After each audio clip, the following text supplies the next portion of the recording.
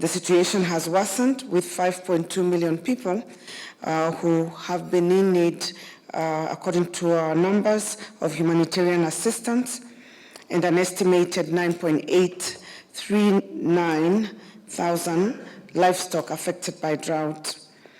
Currently, from our data, we have 9 arid and semi-arid counties, namely Wajir, Kilifi, Mandera, Marsabit, Samburu, Turkana, Isiolo, Kitui, and Kajiado in alarm drought phase. And then we have 13 counties in alert drought phase. The impact of the drought has resulted in an accelerated increase in poverty levels, mostly in the arid and semi-arid areas, increase in food prices that has negatively impacted on poor households, access to food. The state of pasture and browse in most ASAL counties has remained very poor and below normal.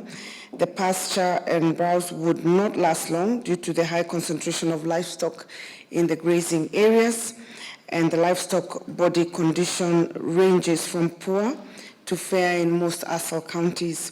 Generally, the livestock body condition in most areas is below normal compared to similar periods during a normal year. So what has been our response? In the financial year 2021 and 2022, the county governments distributed aid relief to 2.7 million people. 1 million Kenyans were reached with water on water tracking services. 876,153 children were covered under nutrition intervention, and a total number of 5,280,654 livestock were vaccinated. The county governments continue to respond in the current financial year, which is this financial year 2022-2023. The county governments have had to allocate 7,878,363,301 to the drought response.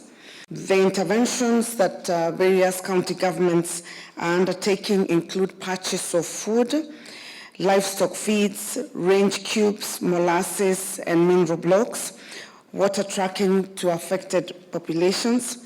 They've also had, some counties have had to purchase fast-moving spare parts and purchase of vaccines and veterinary drugs.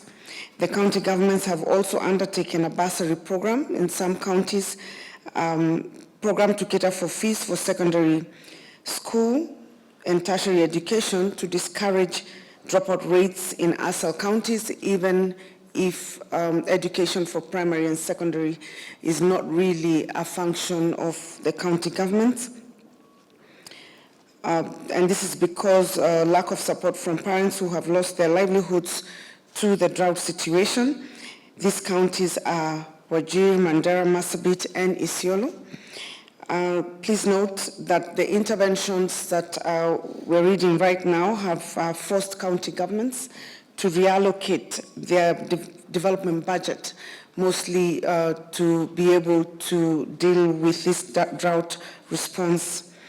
Despite those interventions, there's still gaps within the counties in the ASAL especially, and those that are facing drought that are non-traditionally not ASAL counties.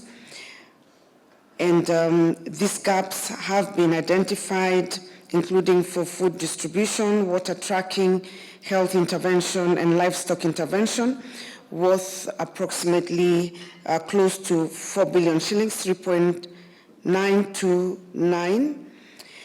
These gaps need urgent attention to mitigate the impact of the drought and to ensure that the people in the ASAL counties are adequately supported during this critical time.